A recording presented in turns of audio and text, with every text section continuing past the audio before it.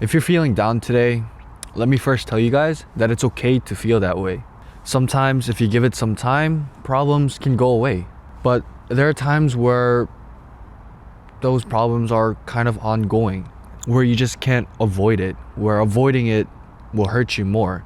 And I think it's important for us to know and to learn how to differentiate between a problem that requires you to face it and a problem that requires you to ignore it. But the most important part is the fact that we understand that these feelings are there to keep us safe and to keep us happy.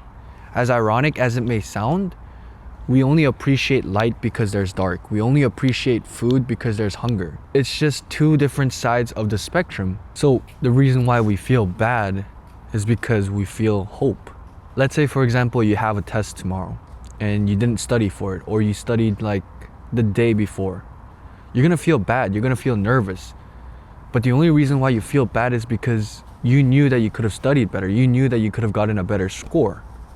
And again, you might take the test and be like, oh, this is really easy. And so it's also important to kind of know when to block these feelings, when to ignore these feelings, and when to use them. In terms of like these tests, it's better to just ignore them. It's already too late to study. The test is tomorrow. The most you can do is start now. And so just eliminate all those negative emotions, take the test.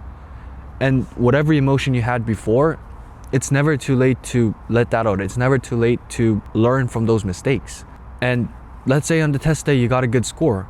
That's good for you. There's no need for you to worry. But let's say you got a bad score. Then all those anger, all those negative emotions, they start to get to you. You need to realize that those feelings are there because your body knows that you could have done better, because you know yourself could have done better. Now, it would be a problem if you kept ignoring those signs and repeating those same mistakes again and again, but that's another problem to talk about. What we should focus on right now is knowing and appreciating that these negative feelings that we have, because that's our body's sign of telling us that we are capable of doing more, that you are capable of doing more. It would be more concerning if you didn't feel anything, because that means you lack the passion or you simply do not care. And again, that's not necessarily a bad thing. Sometimes in life, you need to know a good balance of things that you should worry about versus things that you should just ignore. I mean, to be honest, if you're gonna go in an art school, it's better for you to focus on art than other subjects, because at the end of the day,